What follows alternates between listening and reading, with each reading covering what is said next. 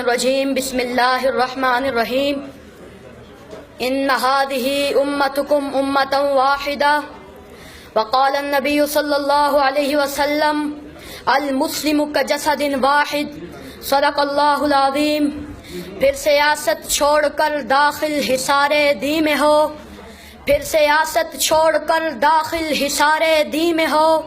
ملک و دولت ہے فقط حفظ حرم کا ایک ثمر، ایک ہوں مسلم حرم کی پاسبانی کے لیے، نیل کے ساحل سے لے کر تاب خاک کاشغر۔ صدر محترم ذی وقار مہمان خصوصی اور معزز سامعین کرام، یہ بات روز روشن کی طرح آیا ہے کہ عالم اسلام کسی ایک خطہ میں محدود نہیں، بلکہ اس کے پرستار ہر بر اعظم میں زندگی بسر کرتے نظر آتے ہیں۔ بالخصوص بر اعظم ایشیا اور افریقہ میں مسلمانوں کی تعداد کروڑوں میں ہے،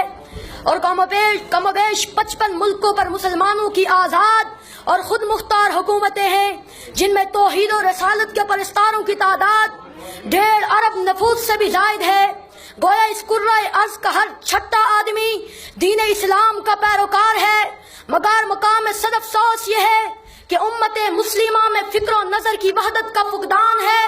اور مرکزیت کی شدید کمی ہے۔ ہم آہنگی اور یکجہتی نہ ہونے کے برابر ہے۔ ہر ملک ذاتی اور علاقائی مفاد کا اسیر ہے۔ رنگ و نسل عرب و عجم کے بت گاڑ دیے گئے ہیں، جس کی وجہ سے مسلمان زوال اور انحطاط کا شکار ہے۔ اقبال نے مسلمانوں کی ذلت اور پستی کو دیکھا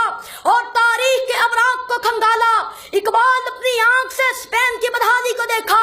قرطبہ کو دیکھا، قرطبہ کی جامع مسجد کا گھوڑوں کا استبل بنا ہوا دیکھا، غرناطہ کو دیکھا تو تڑپ کر کہا غرناطہ بھی دیکھا میری آنکھ نے لیکن، غرناطہ بھی دیکھا میری آنکھ نے لیکن، تسکین مسافر نہ سفر میں نہ حضر میں، دیکھا بھی دکھایا بھی سنایا بھی سنا بھی،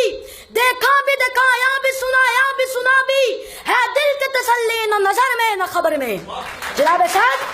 آج پوری دنیا کے مسلمان شدت کے ساتھ محسوس کر رہے ہیں کہ انہیں عربی اور عجمی کی بنیاد پر تختہ مشق نہیں بنایا گیا، ان کے خلاف لسانی اور علاقائی بنیادوں پر جنگ نہیں کی جا رہی، بلکہ یہ ساری فوج کشیاں، یہ بحری بیڑے، یہ ڈیزی کٹر، یہ فاسفورس بموں کی برسات، یہ گوانتانامو بے اور ابو غریب جیل کی سزائیں صرف اور صرف اس لیے ہے کہ ہم مسلمان ہیں اور لا الہ الا اللہ پڑھنے والے ہیں۔ مسلمانوں کو غلام بنانے کے لیے یہ سب کچھ کیا جا رہا ہے، لیکن مسلمان مزاحمت کرتے ہوئے کہتے ہیں ہری ہے شاخ تمنا ابھی جلی تو نہیں، دبی ہے آگے جگر مگر بجھی تو نہیں، جفا کی تیغ سے گردن وفا شارہ کی کٹی ہے برسر میدان مگر جھکی تو نہیں۔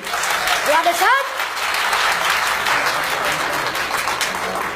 تاریخ ہمیں یہ بتاتی ہے کہ جب بھی مسلمان متحد ہوئے تو انہوں نے اپنے سے کئی گنا بڑے دشمن کو شکست فاش دی ہے۔ غزوہ بدر میں 313 نے 1000 کو شکست دی، غزوہ خندق میں 3000 نے 10,000 کو شکست دی، غزوہ موتا میں 30,000 نے 1.5 لاکھ کو شکست دی۔ ہر دور میں مسلم امت کے اتحاد نے فتح کا پرچم گاڑا ہے۔ وہ دور حضرت عمر کا ہو یا وہ دور محمد بن قاسم کا ہو یا وہ دور صلاح الدین ایوبی کا ہو یا وہ دور طارق بن زیاد کا ہو، جن کے بارے میں اقبال تڑپ کر گرج کر کہتے ہیں جلا ڈالی تھی تم نے کشتیاں اندلس کے ساحل پر، مسلمان پھر تیری تاریخ دوران کا وقت آیا، چلے تھے 313 جہاں سے تم مسلمان ہو، انہی ماضی کی راہوں پر پلٹ جانے کا وقت آیا۔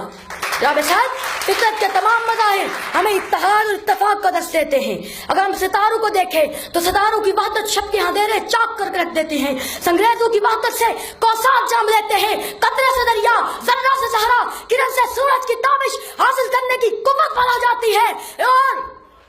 پاؤں کی ٹھوکر سے یہ بات ثابت کی جا سکتی ہے یہ عظمت باطل دھوکہ ہے، یہ صدمت کافر کچھ بھی نہیں، مٹی کے کھلونے ہیں سارے، یہ کفر کا لشکر کچھ بھی نہیں، اللہ سے ڈرنے والوں کو طاقت سے ڈرانا مشکل ہے، جب خوف خدا ہو دل میں اگر پھر کسرا و کیسر کچھ بھی نہیں، وما علینا الا البلاغ۔